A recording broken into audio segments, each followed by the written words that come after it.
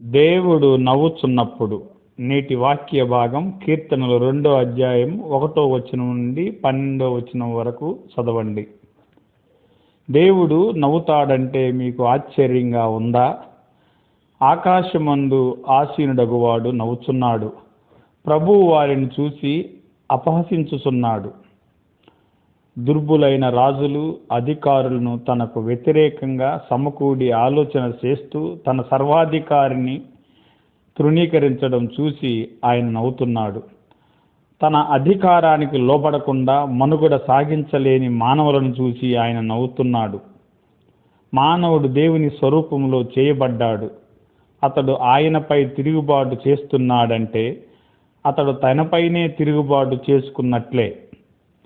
తిరుగుబాటు చేసే మానవుడు దేవుని తన రూపంలో చేయటానికి ప్రయత్నిస్తున్నాడు. దేవుని అలక్ష్యం చేయవచ్చని, ఆయన పట్ల అవిధేయత చూపవచ్చని అనుకుంటున్నాడు. అందుకే దేవుడు నవ్వుతున్నాడు. వార్తాపత్రికలలో ముఖ్యాంశాలు చదువుతున్నప్పుడు లేక టీవీలో వార్తలు వింటున్నప్పుడు మనకు నవ్వొస్తుంది.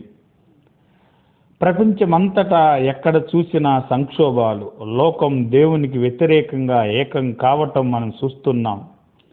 అయితే ఆయన సింహాసీనుడని గ్రహించిన మనం వారిని చూసి నవ్వుకుంటున్నాం. నేను నా పరిశుద్ధ పర్వతమైన సియోను మీద నా రాజుని ఆసీనుగా చేసి ఉన్నాను.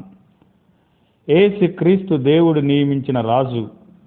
ఆయన సింహాసీనుడయ్యాడు కనుక దేశాలు సంక్షోభంలో ఉండటం, అవి దేవునికి వ్యతిరేకంగా ఏకం కావడం చూసి మనకు నిజంగానే నవ్వొస్తుంది.